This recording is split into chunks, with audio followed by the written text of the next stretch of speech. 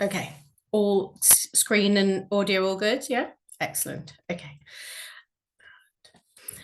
So thank you very much to the Gothica team for inviting me to speak today. The paper that I'm going to give draws together a number of my research and teaching interests to consider the particular aesthetic and ideological affinity between child ghosts, the winter season, and the periodical format in the long 19th century. As Julia Briggs notes, the proliferation of literary ghost stories in Anglophone culture can be traced to periodicals, while E.F. Blyler identifies Christmas issues as one of the main sources for the Victorian ghost story, which artificially reproduced in print form, as Tara Moore explains, the oral fireside tradition of sharing stories in winter. So by examining through a few case studies the specific meteorological and seasonal settings within the texts, alongside print layout and presentation, dialogues between image and text, and the magazine's other contents, I suggest that while, like all ghosts in this period, child ghosts could be found in print at any time of the year, the increased market for Christmas ghosts, when coupled with the growing cultural affiliation between childhood and Christmas, results in a more poignant and powerful message about child abuse for contemporaneous readers. Firstly, Elizabeth Gaskell's The Old Nurse's Story was first published in a round of stories by The Christmas Fire, the 1852 Christmas number for Dickens's magazine Household Words. Many of the works in that issue were written by Dickens and tell beautiful tales of family harmony, cared for children, Christmas bliss, even in the darkest times. But Gaskell, if you know the story, gives us a much bleaker vision. The frame tale is told by the eponymous old nurse Hester to her young charges, whose mother Rosamond was nursed by Hester when both were much younger. Hester tells how when Rosamond was orphaned, she was sent with Hester to live with a distant relative, the elderly Miss Grace Furnivall, at an isolated old estate in Westmoreland, Cumberland. Childless and without any other immediate family, Miss Furnivall appears to find great delight and comfort in the youthful prattling and games of Rosamond. Season and setting are key to the haunting in this story, for when they arrive in late summer, though gloomy and barren, and the East Wing is mysteriously shut up, there is nothing much untoward that occurs until Hester notes that as winter drew on and the days grew shorter, she would hear the noise of the broken organ playing loudly through the house. And when the frosts appear in mid-October, the elderly Miss Furnivall makes ominous pronouncements of how they would have a terrible winter. And while out at church, Hester and the maid Bessie observe an oppressive still sky, which hung heavy and black over the white earth as the thick snow falls. The snow in the story becomes central to the notion of belief and epistemology of the supernatural in the text, both revealing and concealing at alternate moments. After returning from church, unable to find Miss Rosamond, Hester looks out the window and sees one set of footprints leading to the fells, and this allows her to trace the child's path and meet the shepherd who has found Rosamond nearly frozen to death. When better, Rosamond tells Hester that she had been led out to the fells by another child, hand in hand, and was taken to a woman under a holly tree who had nursed her. Hester angrily chastises Rosamond for lying, saying that if there had been another girl, then surely there would have been a second set of footprints in the snow. And so this becomes, and it needs the snow for it, an early clue to the ghostly happenings at and the secrets of Furnivall Manor, which are initially concealed both orally and visually from Hester. Yet shortly after, not long before Christmas Day, the weather reveals the other child and its spectral status to Hester. Initially shocked at seeing a child dressed all unfit to be out of doors such a bitter night, crying and beating against the window panes as if she wanted to be let in, Hester suddenly realizes that even in the stillness of that dead cold weather, she had heard no sound. Through an interpolated story told to Hester by the housekeeper Dorothy, your typical Gothic name and trope, and a later spectral scene that plays before the whole household on New Year's Day, the anniversary of some terrible events, it is revealed that in her youth, Grace Furnivall had jealously betrayed her sister Maud by revealing to their overbearing father, Lord Furnivall, who incidentally loved to play the organ they keep mentioning, that Maud had a secret marriage and secret child. Enraged at the deceit and perceived disgrace to the family name, he hits the child with his walking crutch and casts her and Maud out into the snow, where the child had perished beneath a holly tree from the frost and the cold, when, says Dorothy, every wild creature was in its hole and every beast was in its fold. In relation to the child ghost, then, the winter is key because it symbolizes, aesthetically, purity and beauty, but it also hides decay and corruption beneath. The snow and wind and ice, as is frequently mentioned by Hester, is also deadly, like this phantom child, who attempts to lure Rosamond to her death as seeming punishment for Grace Furnivall's actions. The story ends not as had been traditionally on a redemptive note, but with the elderly lady death-stricken by the ghostly replay of her sins, repeating, "What is done in youth can never be undone in age." So for my second example, I jump ahead 20, or just over 20 years, to the collected December issues, and in particular the Christmas number of the Weekly Illustrated London News in 1878. And these are replete with portrayals of the living, tangible child, as you can see here. And whether these are the lone or few children of a family in the upper echelons of society, or the multiple children of the lower classes, all of them are portrayed as healthy as they can be, smartly dressed even where poorer, loved and cared for in happy households, and enjoying the aesthetic beauty and domestic goodness of the Christmas season. But in the issue released on the 28th of December, the Christmas idyll of childhood was interrupted. So what is quite standard for the Illustrated London News and other magazines like it in this period is that the articles and the illustrations that were supposed to correspond with them were generally physically disconnected. So the text and the image would have multiple pages separating them. So at one point, the reader opens a double spread to find on the verso, so the left, a sketch of real Anglo-Indian soldiers from Kabul, where there's currently a war going on, but this is all just about their uniforms and their cuisine. It's real camp life and real life events. But on the recto, the right, there is a completely different image of this dark, mysterious man hurrying up some scruffy stairs after what seems to be a small child hidden in shadow.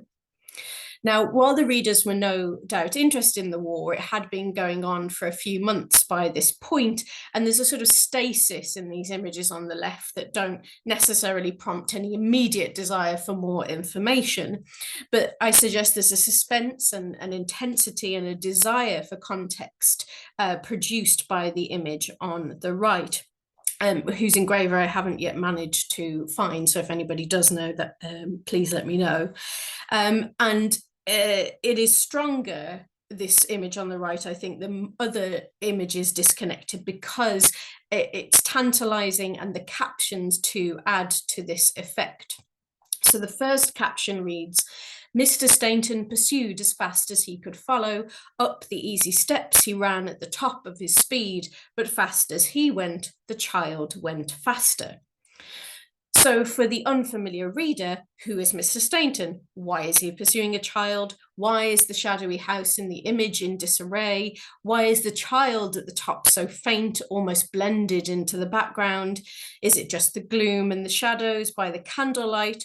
or as suggested by the rather spoiler subcaption, the illustration to Mrs. Riddle's ghost story, Walnut Tree House, in fact, the ghost of a child.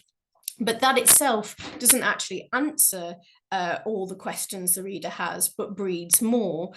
Does Stainton catch up with him? Why is the boy here at all? Is it the child that is the ghost? But materially, the reader's desires to know are interrupted. They must wait or must skip past another 14 pages of text and illustration to get to the story itself. Once there, those of you that have read it discover that Edgar Stainton is a man returned to England from the goldfields in the colonies, having recently inherited Walnut Tree House from distant family. And he discovers that the house is haunted by the ghost of a boy called Georgie, another distant relative, who had been meant to receive a substantial inheritance, but in true Gothic style, his uncle had hidden the will, proving the boy's claim, neglected him, separated him from his twin sister Mary, who was rescued by a different family member who couldn't get to Georgie, and the boy died in neglect. But after death, the boy's spirit remained in his house, searching perhaps for his sister, perhaps for the missing will, which would restore his sister to fortune. According to the old housekeeper from Walnut Tree House, but now lives in Charity, the boy's spectral presence drove the uncle insane, and Edgar realizes this will be his fate too if he cannot find the missing document. The child in this illustration only vaguely echoes the textual description we get of it. The moment chosen for visualization then keeps the child enveloped in mystery. We cannot see his face, and we can't really make out his age or his condition. We must rely instead on the textual description and viewpoint of Stainton for confirmation of the child's status. When he first encounters the boy downstairs in the library, Stainton sees him face on. The characteristics, however, are not specific nor individualized. There's no hair or eye color or mention of, something distinctive like freckles, for instance. But he is a child with the saddest face mortal ever beheld, a child with wistful eyes and long, ill-kept hair, a child poorly dressed, wasted and worn, and with the mournfulest expression on its countenance that face of child ever wore. Unlike his face, his body and clothing are keenly detailed. Poor thin legs, a short shabby frock, shoes well nigh worn out, and arms bare and lean and unbeautiful. His attire is soiled and crumpled, broken and knotted. But this isn't clear in the image on the left. We can get some sense of the style here, but visually the specifics are deliberately vague. Yet Stainton also does not realize at first that the boy is a ghost. He is not described as wispy or translucent. His ghostliness is not recognized here. The overwhelming description and character is quite tangibly and palpably of one poor and neglected. And so it is not until the law of physics seemed to confirm the boy's disappearance in an inescapable room that Stainton connects the boy with the ghost child he has heard about from neighbours. Only waiting to snatch a candle from one of the sconces, Mr. Stainton pursued as fast as he could follow. Up the easy steps he ran at the top of his speed, but fast as he went, the child went faster. Higher and higher, he beheld the tiny creature mounting, then, still keeping the same distance between them, it turned when it reached the top story and trotted along a narrow corridor with rooms opening off to the right and left. At the extreme end of this passage, a door stood ajar. "I have run you to earth at last," Stainton said, but the room was quite empty. So despite Aviva Briefel's suggestion that in many ghost stories of the period, material clues such as clothing prove the identity of a victim, the clothes here cannot really allow Stainton to prove beyond doubt the identity of the boy as Georgie because he did not know him in life. But he makes the connection between what he has seen and the evidence he collects from witnesses. The clothes are a signifier. indicative of the boy's mistreatment in life and his identity as a victim, which, along with his body, proves to Stainton that horrible things happened to the boy in this house. And what is interesting, particularly, I think, here is the way in which the text, and this is from the original illustrated London News version, is interrupted by this encouragement in parentheses, italicized parentheses, to see illustration. But remember, you're going to have to go back 14 pages in order to look at that picture. So you've either got to physically interrupt your reading at that moment, you've got to rely on the echo of the memory, or you've got to rip it out of the magazine, which I really hope people did, and put it next to the story. So Riddle's story ends positively, with the will being found and the final section of the story culminating at Christmas time, when the joints in the butcher's shops were gay with ribbons, the grocer's windows were tricked out to delight the eyes of children, young and old. And Edgar Stainton is adopted as a relation with a unanimity as rare as charming by his newfound relatives, and is to spend Christmas Eve with them.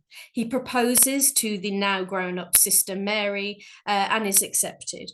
And in the final lines, Edgar looks at Georgie, the ghost child, to see that there was no sorrow or yearning in his eyes as he gazed, only a great peace, a calm, which seemed to fill and light them up with an exquisite beauty.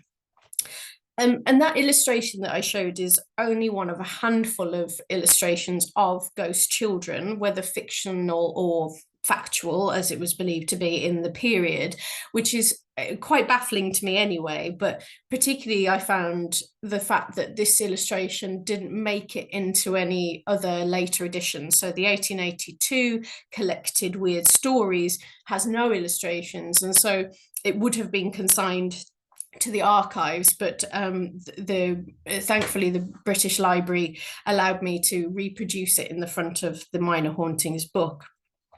And it was while preparing this paper and teaching Christmas ghosts with my students last week that I just realised how frequent this pairing of Christmas and child ghosts is in what is a comparatively small pool of stories.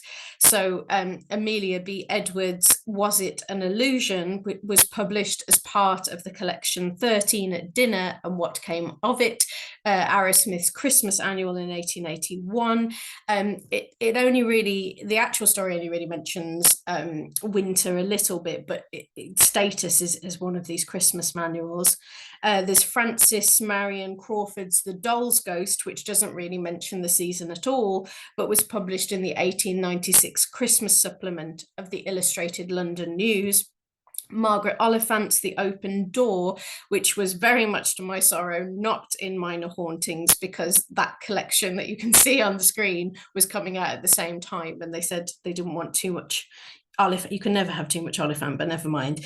In the January edition of Blackwood's 1882 then, The Open Door is published, and Colonel Mortimer explains it was when the family had settled down for the winter, when the days were short and dark and the frost upon us, that the hauntings began. And while winter in December is never really used as the extent of Gaskell's, there's death and or haunting in Glassford Bell's The Dead Daughter from 1831, Elizabeth Stuart Phelps' Kentucky's Ghost from 1868, Freeman's The Lost Ghost from 1903, and Ellen Glasgow's The Shadowy Third was published in a Christmas supplement of Scribner's Magazine in 1916. So, as might be expected, all of these children die under dark, sometimes violent and mysterious circumstances rather than naturally. And while we often see concern in other genres and media of the time for the children of the poor, the children in these ghost stories I've been talking about are mainly from middle and upper class families. And so we used to shine a light on the ubiquity of child abuse, enhanced by these persistent images elsewhere of childhood and joy at Christmas time. Thank you.